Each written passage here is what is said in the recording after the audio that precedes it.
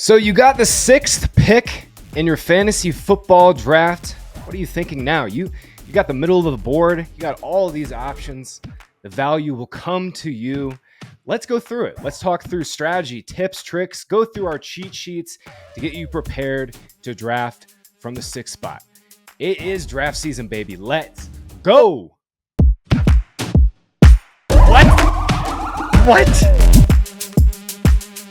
Why are you shaking your head? You're welcome.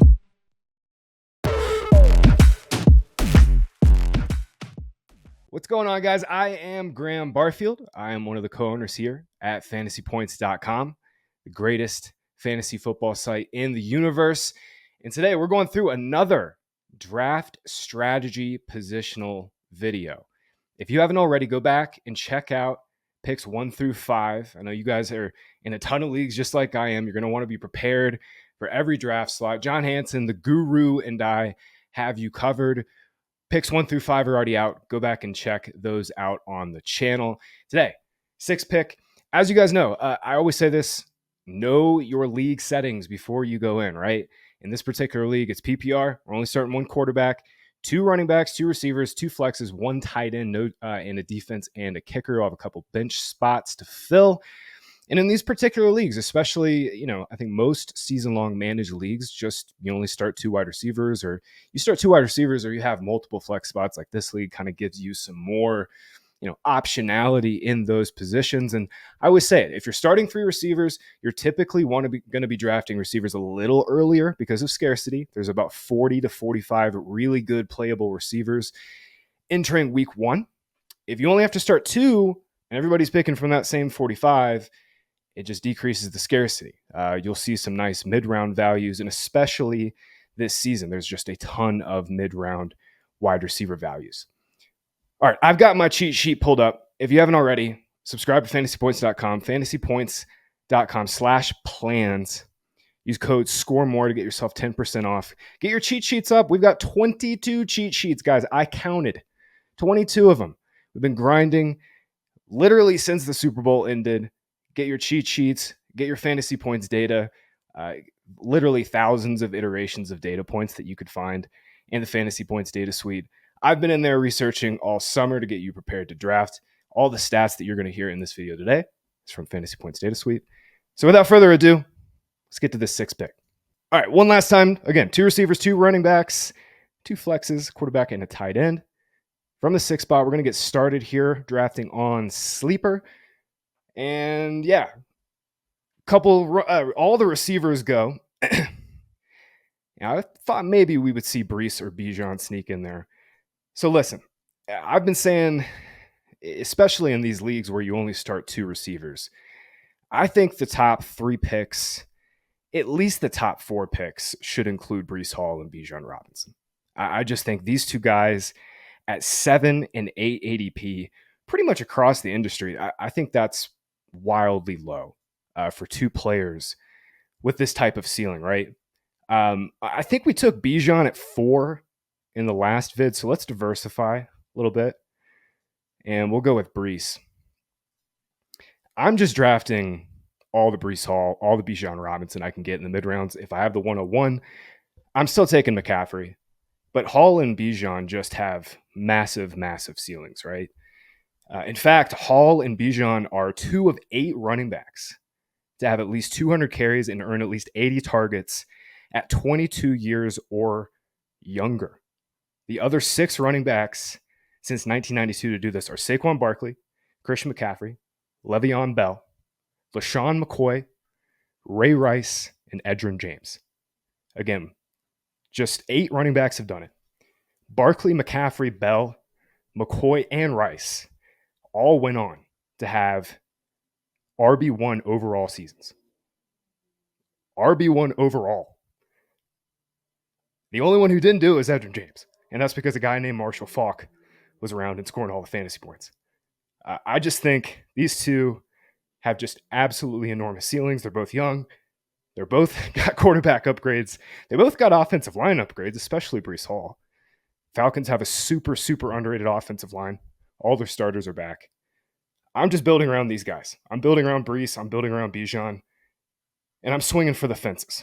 And we're swinging for the fences here. Because there's a running back that's going in the middle of the second round in Achane to pair up with Breece Hall on a supercharged RB start to give us just an absolute ton of upside at both of our running back slots. And now we just go to value town. We go to absolute value town in the mid rounds. Sleeper ADP is pretty sharp, I will say. Across the industry, not as much, especially in these mid rounds. This tier is really close, right? I think it's really, really close between Kupp, Debo. They profile very similarly in this tier. I have Chris Olave in this tier. He's gone. I have DeVonta Adams in this tier. Basically, I view all of the receivers after Lamb, Hill, Chase, St. Brown, Jefferson, A.J. Brown, and Garrett Wilson, and you could throw Puka in there. I kind of think all of them project pretty similarly. I mean, I have them really ranked closely in all three tiers. I'm going to take Cooper Kupp here. I think we took Debo in the last vid. Let's diversify. We'll take Cooper Kupp. I view Kupp as an extremely high floor pick this season. And I know that might sound a little bit counterintuitive, right? Cooper Kupp's got a high floor. What do you mean? He's been injured for multiple seasons. Last year, the hamstring injury, 2002, hurt his ankle. Prior to that, he has a torn ACL. The injury history for Kupp is long. He is 31 years old. However, I just love Matthew Stafford, and I think Stafford is going to be easily carrying Nakua and Kupp as two top 24 wide receivers. As long as Kupp is healthy, I think he's top 24 at a minimum, and I think he has a chance to crack the top 10 on what should be a great passing offense. Stafford has supported two top 24 wide receivers in PPR points per game in 2021 with Robert Woods and Kupp, and he did it last year with Nakua and Kupp, obviously. Kupp was the wide receiver 1 in fantasy points per game in 2022 prior to that injury. All right, so again, we've got just a glut of receivers here, right? We hammered running back 1, 2. We could take a quarterback here, but I'm not going to come up the board for one of the non-elite guys. So we're going to sit in this pocket and draft another receiver. This tier is again pretty close. I think DeVonta Smith is at the top of it. I think Neighbors is probably near the bottom, but he's got just so much upside. Cooper's in this tier. Brandon Ayuk is in this tier, but he's gone. Let's take DeVonta Smith. This is such a good value pick. 4th round DeVonta Smith. We've got two receivers that are going to easily probably catch, 80 balls as a floor, 14, 15 games. We can expect Kupp and DeVonta Smith catch 80 balls. And this is what we're looking for. We're looking for floor picks. We're looking for upside in both these guys. Kupp obviously has shown the requisite wide receiver 1 upside. DeVonta Smith is a really strong wide receiver too, but if anything were to happen to A.J. Brown, right, or Dallas Goedert for that matter, targets get a little more condensed for the Eagles. DeVonta Smith certainly has back end wide receiver 1 upside. Okay, we're back on the clock. There's 3 guys that I think are clearly the tier here. Rashee Rice, T. Higgins, and Amari Cooper. I think we can get Rashee through to the 6th round. We'll see how sharp this room is. We're going to take T. Higgins here, and we're going to see how sharp the room is, and we're going to see if we can slide Rashee Rice through as a value. I've been absolutely hammering Rashee Rice, but I do love 5th round T. Higgins. Just kind of feels like stealing. I think his upside's clearly, let's go, baby. Rashee Rice, once again, easiest click on the board right now. 6th round pick, Rashee Rice. Do love T. Higgins quite a bit. 5th round just kind of feels like a nice value, right? For a guy we were drafting 3rd round last year, pretty solidly, getting a 2-round injury discount year over year. Joe Burrow is obviously fantastic. I don't think much more really needs to be said besides T. Higgins in the 5th round just being, a strong value. I don't think Higgins is going to blow out his ADP. He's, like I said, capped a little bit by Chase because Chase just has so much upside. But for this team build, really, really love this. 4 really good receivers on 4 really good offenses attached to 4 good quarterbacks. That's what we're looking for. To back end all these guys, I love Evan Engram. He's in the same tier at least in PPR, he's in the same tier as Pitts and Kittle and Kincaid. In this particular draft, let's see here. Kincaid, yep, he went 5th round. Pitts went 5th round. So we're getting like almost a 2-round ADP value for players that like we have, Ingram's in the same tier. It's pretty nice. I don't think Engram catches 100 balls this year again. Brian Thomas Jr. is going to eat some of those targets. Gabe Davis will too. But Engram, really solid pick in PPR. I do question the upside just because of the touchdowns in this offense. I think Gabe will get some touchdowns. I think Brian Thomas Jr. will get some touchdowns. Oh, man. Kyler is such a good value right here. I think we'll take Jayden Daniels. I wanted Kyler to slip so bad. The backup was all, well, honestly, plan A in this draft was Jayden Daniels. We could take Deontay here. I was just taking a peek at these receivers. I think Jonathan Brooks makes a ton of sense. He's clearly at the top of the tier list for me. Yeah, man, let's shoot for some upside. We don't need to start Brooks, right? Like, we feel amazing about Hall and Achane. For this particular team, I'm perfectly fine. I think the expectation should be that Brooks, starts the season, slowly, if not, hopefully not on PUP, but I think he's going to probably ramp up week 3, week 4, maybe, 25, 30% of the snaps. And then by week 8, week 9, he's kind of starting. And then by the end of the season, hopefully he's a full-blown bell cow. Bryce Young gets a little more comfy with Dave Canales. I think 8th round is just fantastic for Jonathan Brooks. He's going in the same range, guys, as Ladd McConkey and Keon Coleman. Like, I like Ladd McConkey's profile a little bit.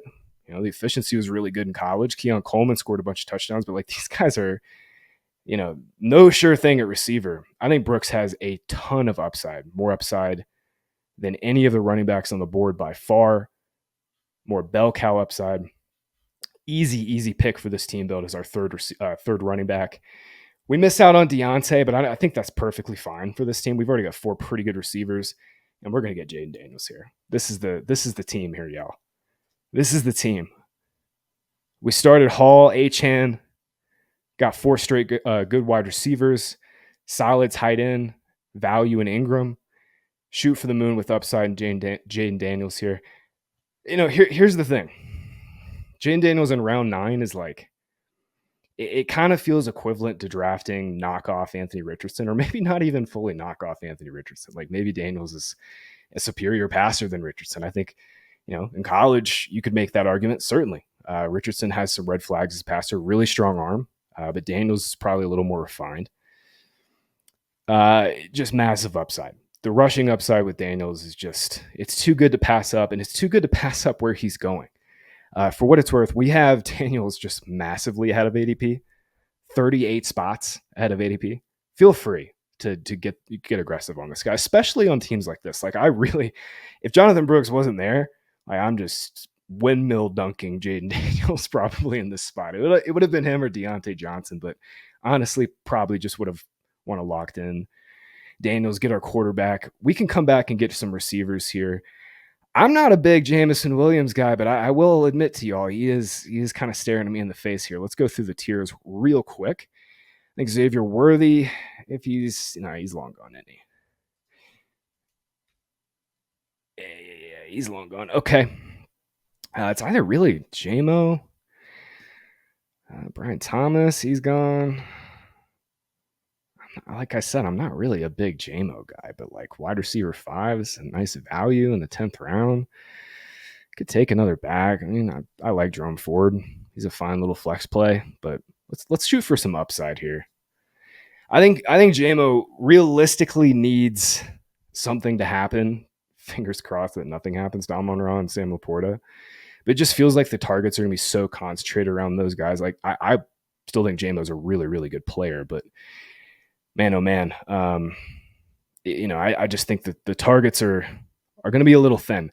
We're going to come back on the clock here. I think the 2 backs that stand out to me in this pocket here are JK Dobbins and Rico Dowdle. Just kind of shooting for upside on what we expect to be a really good Cowboys offense again. Some reports from the Athletic John's Manchada. He's reported now twice that he expects Dowdle to lead the team in rushing.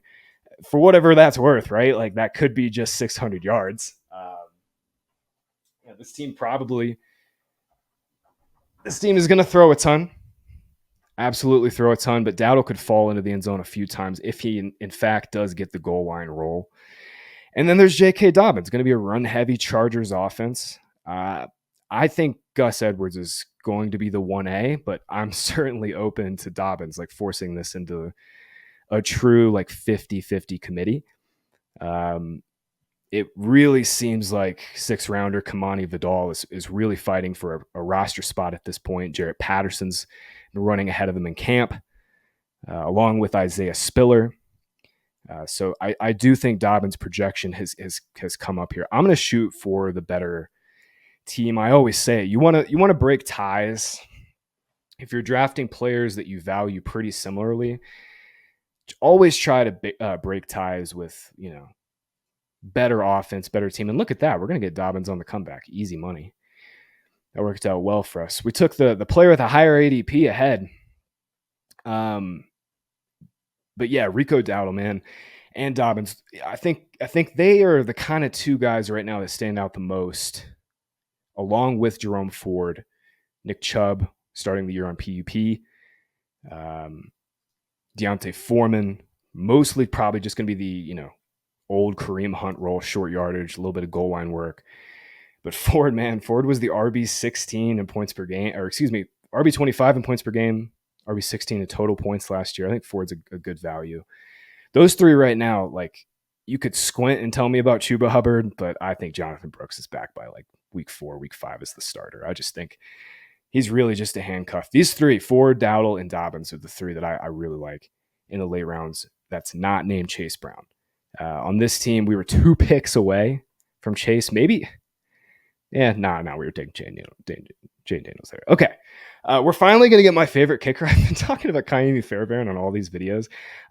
When I'm picking kickers, the first thing I do is I go to the DraftKings implied lines. Like, I want kickers that are going to be on high scoring offenses and attached to good quarterbacks. And it especially helps when they're indoors. And it especially helps when they have a late bye.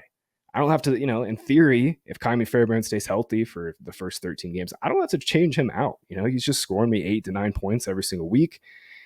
Houston Texans have a late bye this year. Do like that quite a bit for Fairbairn. Come back. And I think for this team, we've got 5 receivers. Jalen Polk's got some solid upside along with Dontavian Wicks. I've got Polk ahead of a tier ahead of Wicks, but not actually. I think I've got Wicks ahead of. I misspoke. I've got Wicks ahead of Polk. I think they're pretty close. A running back, man, we could shoot for some upside here. You know what? Let's do that. I think we need one more back for this team. I feel pretty good about those 4 receivers and JMO. I think we could work the wire with this team. Maybe pick up another. I think Darnell Mooney would enter that conversation too if we really feel like we need another flex play at receiver here. I'm going to take a bench stash that I love, and we'll take Jordan Mason here. He has won the RB2 job for the 49ers, according to pretty much all the Niners beat reporters. All the sharp beat reporters have been on this. Christian McCaffrey is dealing with a very minor calf injury. It seems like really no big deal. Maybe even something he could have played through if they had to play tomorrow. However, Jordan Mason is the RB2. McCaffrey, obviously, I think he has one more legendary season in him at 28. I think he's got just so much touchdown upside, 39 touchdowns and 32 starts with the 49ers. But Jordan Mason is the RB2 for now. We'll take him as the stash on this team. I always like stashing like at least one running back that's just got like gobs of, contingent upside in case the starter gets hurt. To me right now, Mason is like the back I want to churn. And when I say churn, it's like, every year there's running backs that get hurt weeks 1 through 4, then the buys start hitting, and it's a nightmare, right? Like, you have to churn through those final guys every single week on your roster. And look, if McCaffrey's back in week 1, Mason, won't have a role at all. It'll be McCaffrey's show all day long. I think Mason is a really, really good pick, going almost undrafted. It's absolutely wild at this point. All right, we'll come back. get a defense here. Just taking a peek. Eags get the Packers week 1. Don't love that. Let's see. The Durs, no thank you. Chiefs get Ravens, no. And Bengals week 2. Stees, Atlanta. That's okay. Titans get the Bears week 1. Texans, Colts. Yeah. Bills are a good defense. Cardinals week 1 at home. Big favorites. We'll take Bills. Why not? All right, guys. This is a really, really solid team build. Let's go through this one last time. Supercharged RB start from the 6th spot. Okay, we started with Breece. We got Achane in round 2. Again, I think this is a little bit of a jump of projection, just shooting for upside with Achane, right? Like, I think at the absolute worst, Achane regresses on a per touch basis and is like a really good RB2. You know, Raheem Mostert's 32 years old. He's bucked the age curves for a long time now. But man, Achane's floor feels pretty underrated. You know, obviously he's smaller. The injury risk is very real with him. He's dealt with injuries in basically every year of his career dating back to college. However, just like when this dude's healthy, the upside is so sick. And like I said, I think the floor is really solid. Cooper Kupp, again, I kind of made the case for him being a higher floor pick than you might think too. The injury risk is obviously baked in. He's now a 3rd round pick in full PPR. We spoke a lot about Kupp and why he's a really, really strong value in drafts, especially in the 3rd round right now. DeVonta Smith, same goes for him. Just like a lock for 80 catches, right? Like an absolute stone lock for 80 catches. A little bit of contingent upside too if any of the Eagles guys miss time. T. Higgins, great 5th round value. Rashee Rice is the best pick on the board right now, y'all. I mean, I don't even really think it's particularly close. Last 12 games last season, Rashee Rice out-targeted Travis Kelce. Rice saw, I think, 8 or 9 more targets. If you look at it on a per route basis, Rashee Rice had the same targets per route run as Nico Collins, as Justin Jefferson. I think he profiles as a wide receiver 1, and you can draft him as your wide receiver 4. The target competition is real. Like, I think Xavier Worthy steals some of those design targets. He steals some of those screen targets, but Rice just has so much upside, man. Led all receivers in yards after the catch per reception on non-designed screens. So what that means is, Rice got a bunch of those kind of like, design plays that the Chiefs love to run, those, quick screens, bubble screens with setup blockers. You take those away, Rice led all wide receivers in yards after the catch still. Dude's just a beast. He's kind of a Debo clone, like a little skinnier Debo clone. And y'all know I'm a big Debo fan, so I'm all about getting a Debo clone here in the 6th round. Debo obviously a better running back. The wide back stuff Rice will never get, but man, similar archetype. Evan Engram in the 7th round is just an awesome pick in PPR. Like I said, he's not going to catch 100 balls this year, y'all, but just a really, really good pick. Jonathan Brooks, shoot for upside in the 8th round. That's all that is. I think the big question here is not Brooks's knee. It's not the offensive line. It's not the coaching staff this year, that's for sure. It's Bryce Young. What are we going to get from Bryce Young? Because I think the role will be solid. By the time fantasy playoffs roll around, especially with this team, I think Brooks is going to be making an impact for us. To round it out, Jayden Daniels. He's basically like, I got some guys that I'm targeting ahead of him. Like, obviously, we got Kyler Murray ahead of him. You just can't project Kyler ahead of Jayden Daniels because Kyler's already been Jayden Daniels for his entire career. I love Joe Burrow. I think Joe Burrow is just a massive value, especially compared to CJ Stroud. I have them ranked back to back. If I miss out on Anthony Richardson, if I miss out on one of the elite quarterbacks, like let's say Allen or Hurts or Lamar slide past ADP, and I'd love to absolutely get one of those guys. But if I miss out on all of kind of the targets that we're a little ahead of ADP on, the big guy that we're way ahead of ADP on is Jayden Daniels.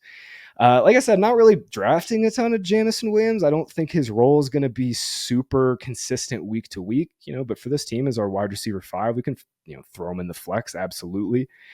I think if we made one mistake, there's probably one of these 3 picks at running back in 11, 12, and 14 should have been a receiver, just looking through this team. Obviously the suspension risk with Rice is real. But if he gets suspended 2 to 3 games, as long as it's not during the fantasy playoffs, I really don't care.